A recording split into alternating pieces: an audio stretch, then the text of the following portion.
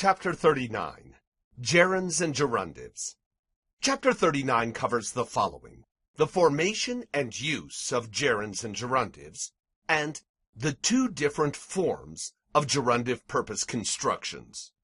At the end of the lesson, we'll review the vocabulary which you should memorize in this chapter. There are 4 important rules to remember in this chapter. Rule 1. Gerunds are verbal nouns. Gerundives are verbal adjectives. Rule 2.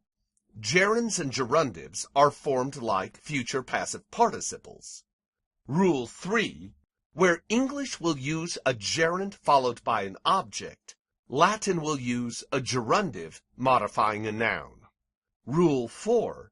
There are 2 types of gerundive purpose constructions.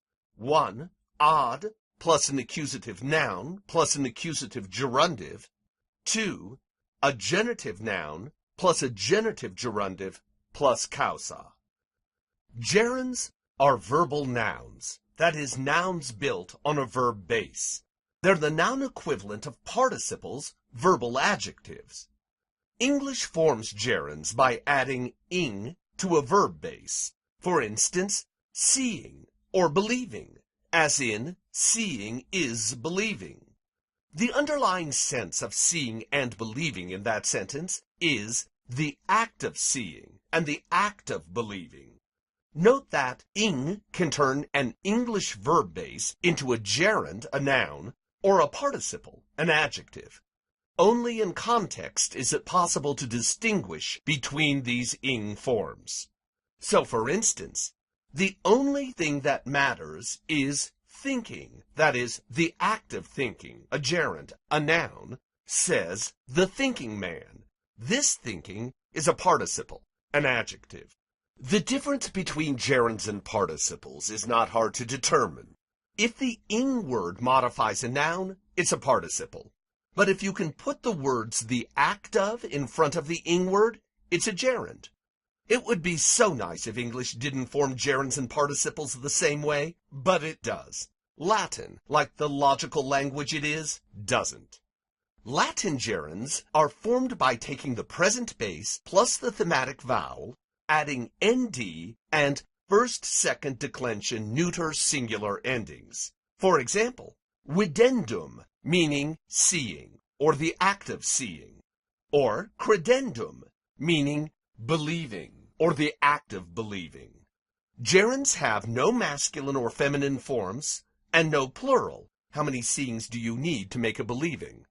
Having only one gender and one number means gerunds can only change form through the 5 cases. But they don't even do that much. Gerunds have only 4 forms. There's no nominative nd-based gerund.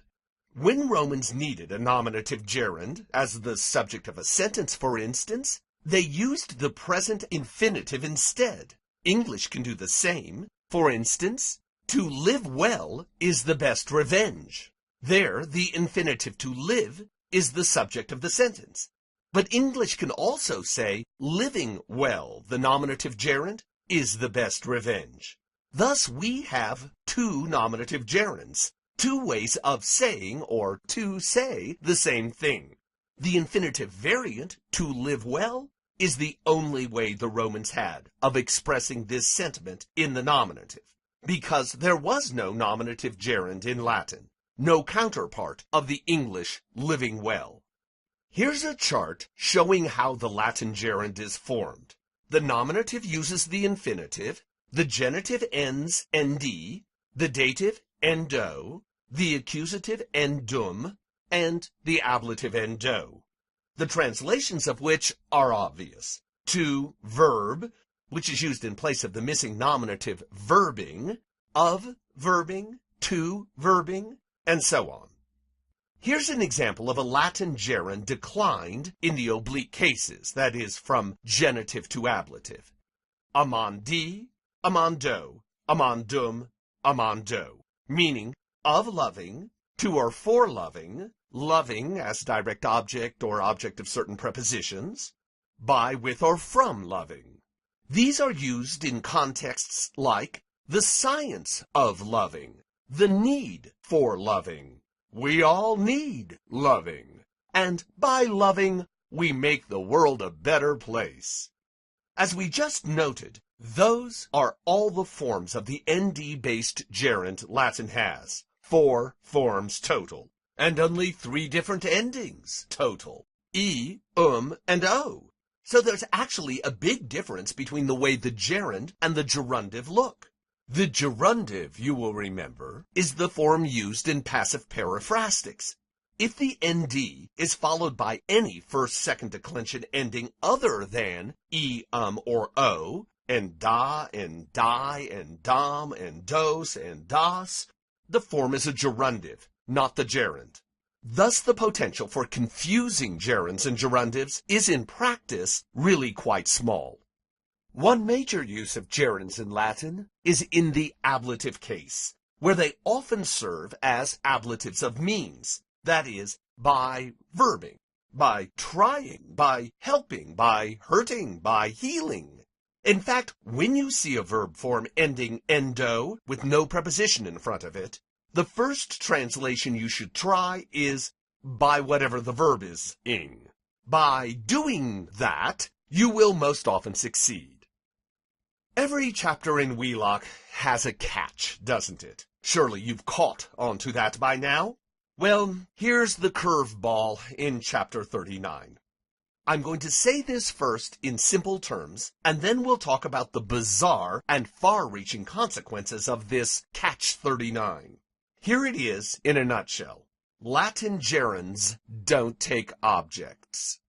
Well, not in the classical age. In earlier Latin they did, but since this course is addressing the way Cicero and Virgil spoke, and those authors don't ever attach objects to gerunds, this is a rule as far as we're concerned. Let's start by looking at this catch from the English perspective. When we use love as a noun, it can't take an object. Love each other is all that matters. That makes no sense. The noun love can't take an object like each other. You can, of course, put an of after love, love of each other, but then you don't have an object. You have an objective genitive. That's a totally different thing. But watch this. Turn love into a gerund, loving, and now you can have an object. Loving each other is all that matters. English gerunds can take objects. Latin gerunds can't.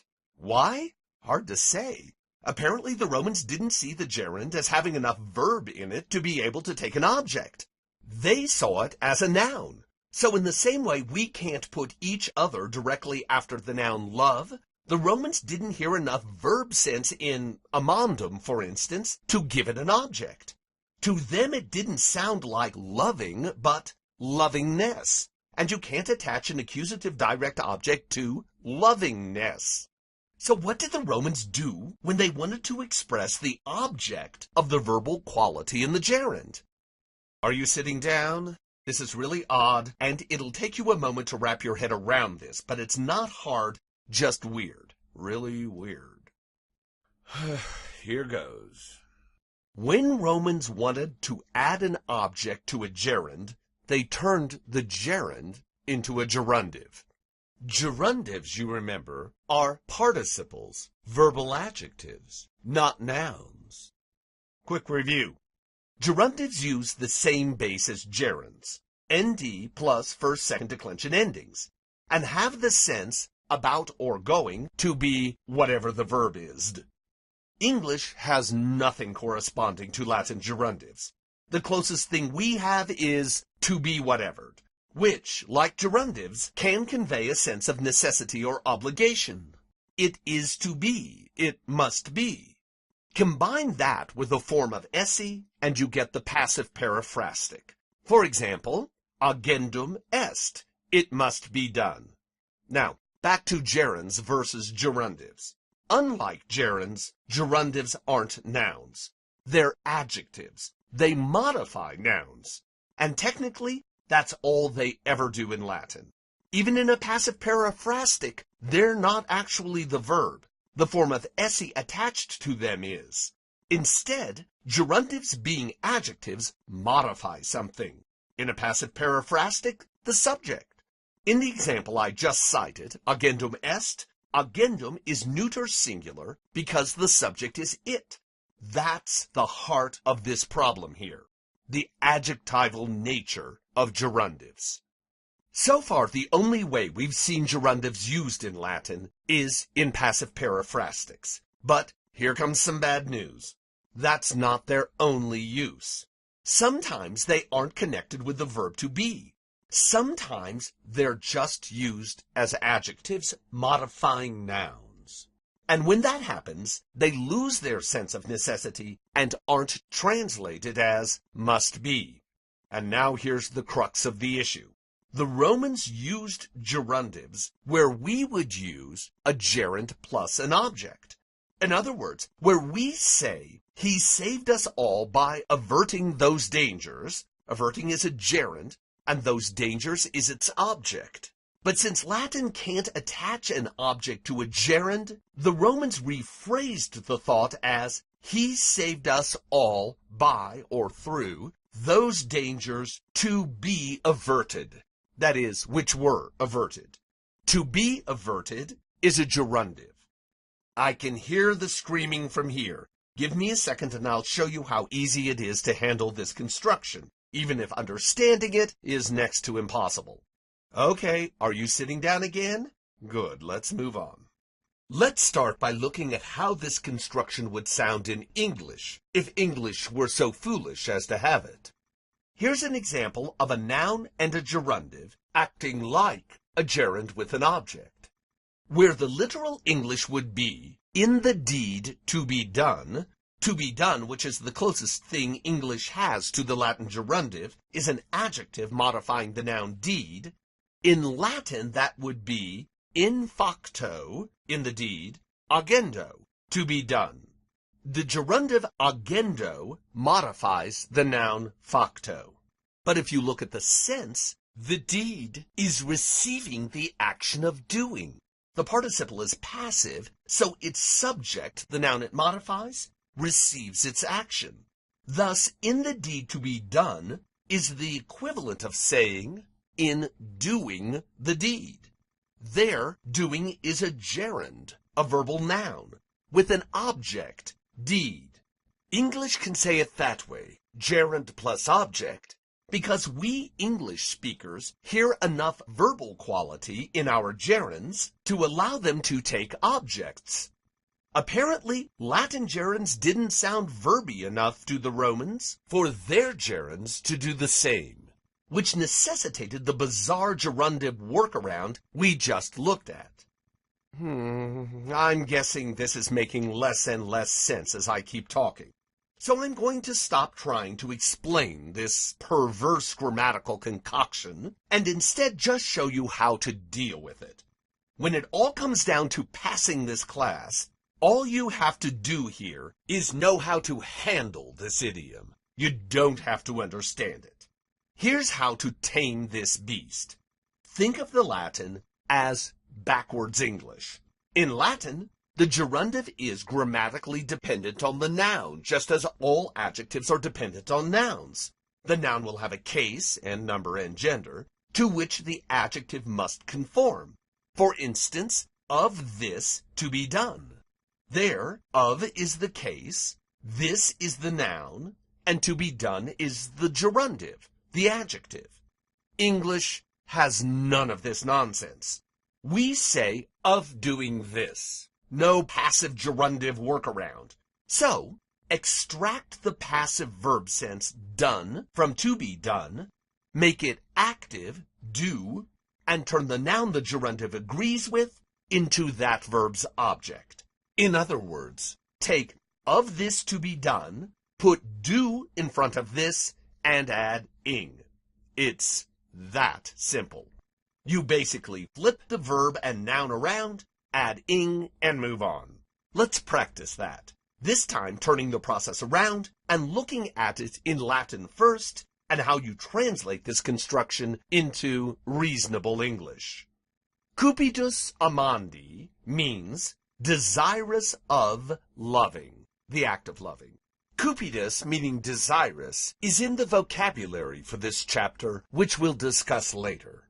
This adjective takes a genitive after it, like amandi, a gerund in the genitive case. It has no object, so there's no problem. But add an object, and Latin can't use the gerund anymore. Say you want to say, desirous of loving girls. Now, loving can't be a gerund in Latin. It has to be a gerundive modifying what in English is the object of the gerund. In other words, loving has to modify girls, and girls has to take the case the Latin gerund had, the genitive. It becomes cupidus puellarum amandarum, literally, of the girls to be loved, that is, who are to be loved. But forget the literal meaning. It makes no sense in English. Just look at what you did. You took the love out of amandarum and turned it into a gerund, loving, the act of loving, then made girls its object, and put the of, the case of puellarum, on the front of the English gerund. So to create the English translation, you inverted the grammatical relationship of the words in Latin, turning of girls to be loved into of loving girls. Let's look at another example. Propter metuendum means because of fearing. Metuendum is an accusative gerund, accusative because it's the object of the preposition propter. No problem. Until you add an object, like hostes. Then things get ugly. Latin can't metuendum hostases.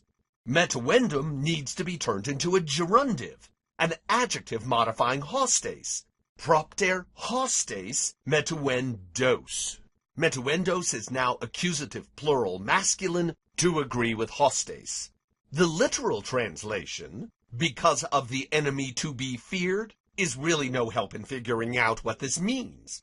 What this phrase really means in English is because of fearing the enemy.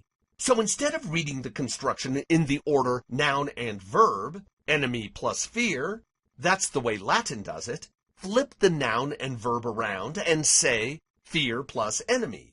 Add ing to the verb and you get because of fearing the enemy. Got it? Don't overthink it. Here's all you need to do. You see an ND form. There's no SE, so this isn't a passive periphrastic. Find the noun the ND form agrees with and make that noun its object. What you've done grammatically is convert the ND form, the equivalent of ing in English, from a gerundive attached to a noun into a gerund plus an object. But you don't have to understand all that grammar to manage this construction. All you have to know is how to do these 4 steps. 1. Take the English verb sense out of the ND form. 2. Add ing.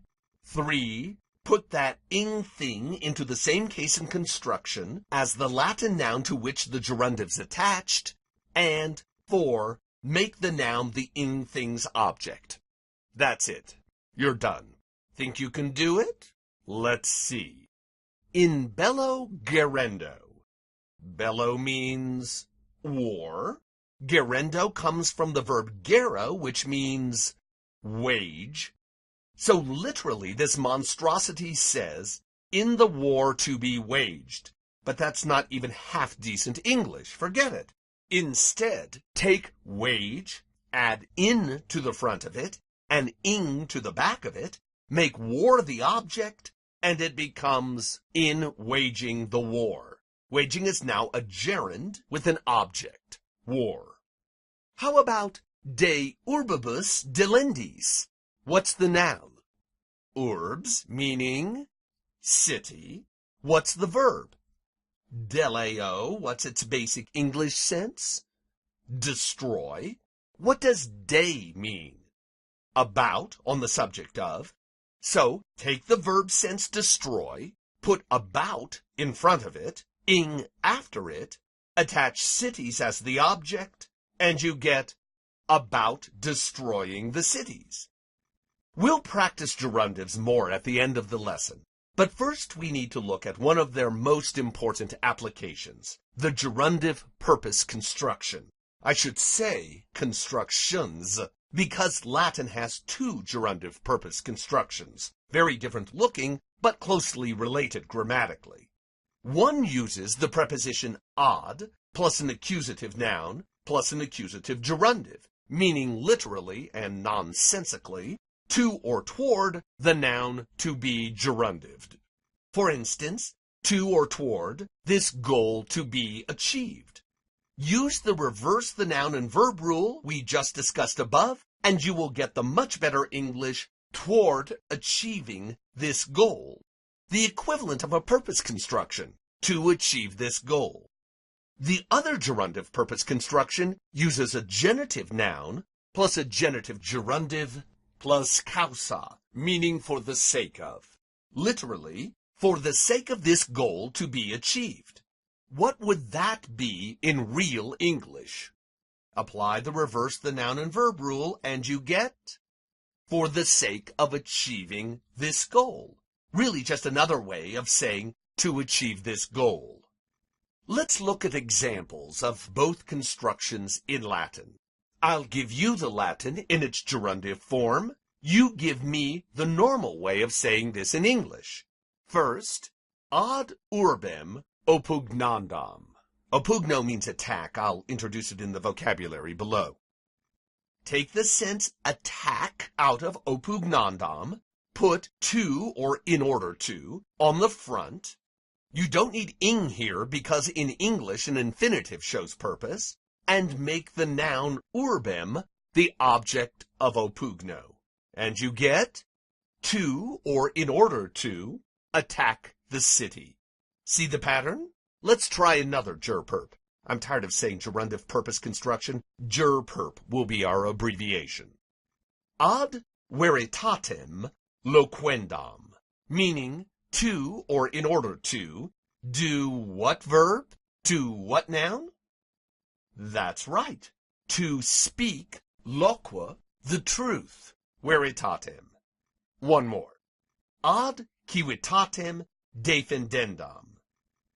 To protect, defend, the state. Civitatem. Okay, one more. Ad consules interficiendos. To kill the consuls. One more, just one more. Ad vocem oratoris audiendam. To hear the voice of the speaker, or the speaker's voice. Notice the ending on audiendam, accusative singular feminine. That's because the gerundive is an adjective agreeing with vocem. Literally, it's the voice, not the speaker, that's being heard here. In the top example on this page, interficiendos does the same. It's accusative plural masculine to go with consules. Note that in this variation of the gerperp, the ending on the gerundive will always be accusative because the whole construction is being governed by ad. The lesson here is, when you're composing this type of gerperp in Latin, remember to make the gerundive accusative, and whatever gender and number the noun is. Now let's look at some examples of the other type of gerperp, the one that uses causa, and will always have nouns and gerundives with genitive endings, like militum hortandorum causa. How would you translate that into semi-reasonable English? That's right, for the sake of encouraging the soldiers, meaning to encourage the soldiers. How about vini ferendi causa? Yeah, for the sake of bringing the wine. In other words, to bring the wine.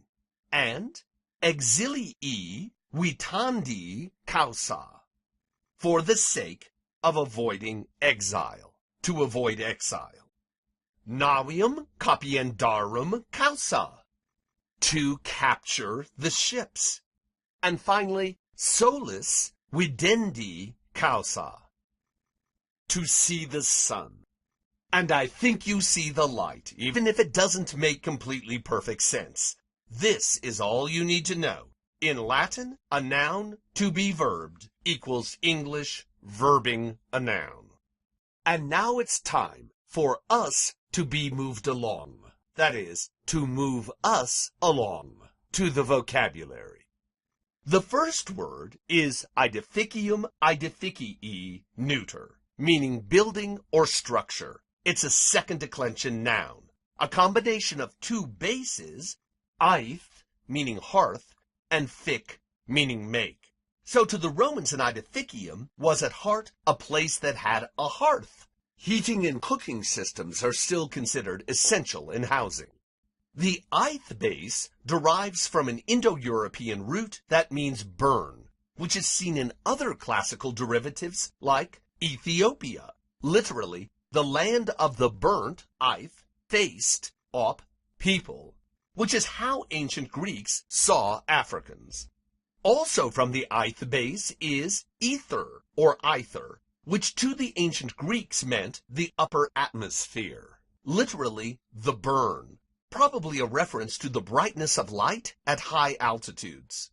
The thin air up there no doubt also gave rise to the theory that there was an element called ether, which permeated space. In the modern era, when a volatile compound was discovered that fit the imagined properties of that element, it was called ether. Later, ether was discovered to have anesthetic properties and used to put people to sleep during surgery. The idea that ether is a high-atmosphere gas can still be heard in our adjective ethereal, meaning light or airy, and in the phrase in the ether, an early reference to radio, and from there to computing and the Ethernet. The next word is inuria, inuriae, feminine, meaning injustice, injury, or wrong, a first declension feminine noun.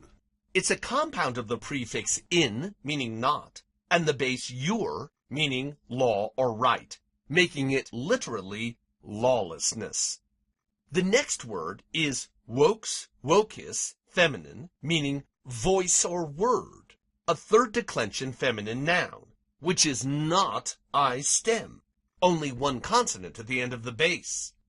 What is its ablative singular? Good, voce. And how would Latin say, in a great voice? What use of the ablative is that? What does it show? The manner in which someone was speaking. Does the ablative of manner require a preposition?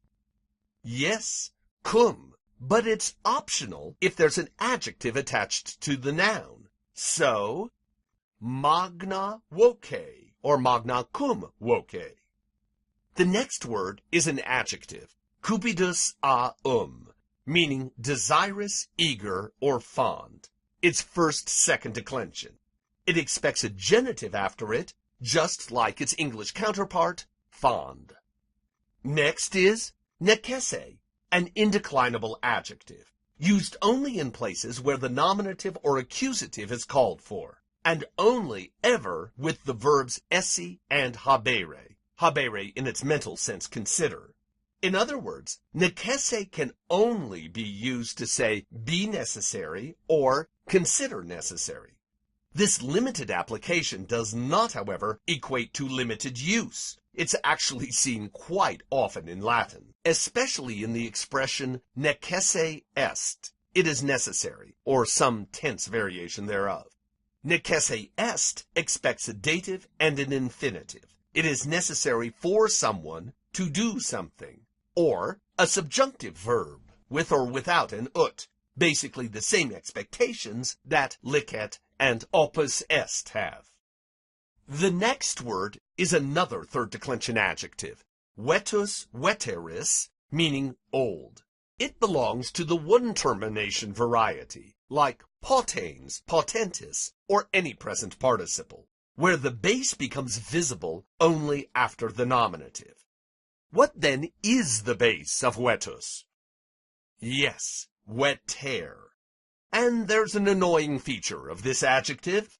It's not I stem, as you'd expect, since it's third declension. So, what's its ablative singular then? Good, vetere. And its neuter, nominative, or accusative plural? Vetera, meaning old things. How about of old things? How would you say that in Latin? Veterum.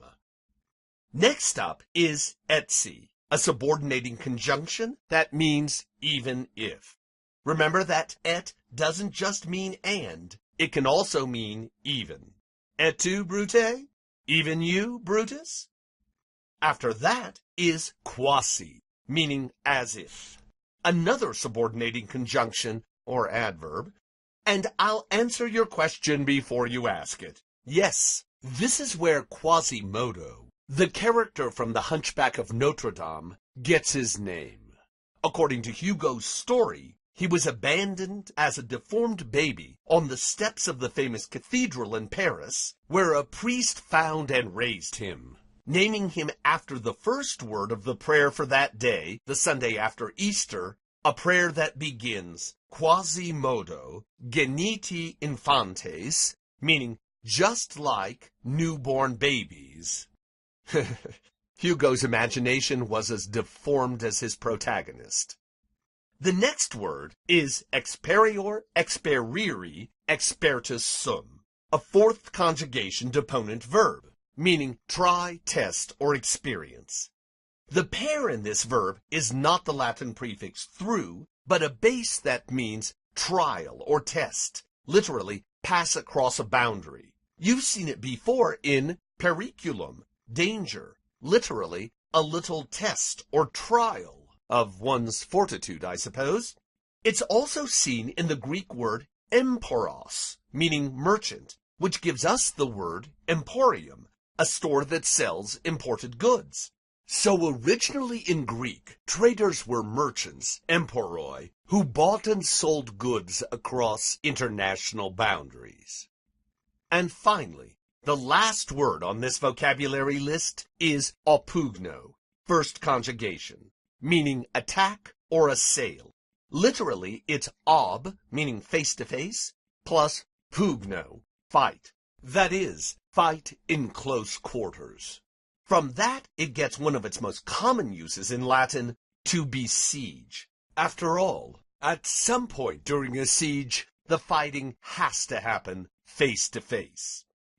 Do the rules that were cited at the beginning of this chapter now make sense to you? If not, please review this presentation. If so, please proceed to the next slide. For the next class meeting, please bring in a copy of the practice and review sentences for Chapter 39 on page 189 of Wheelock's text. As promised, here are some Latin sentences with gerunds and gerundives for you to practice translating these constructions. I've set this exercise to the accompaniment of some lovely music with Latin lyrics, the Recordare of Mozart's famous Requiem Mass. As you go through these, I'll give you time to work out the translation of each sentence, starting with this one.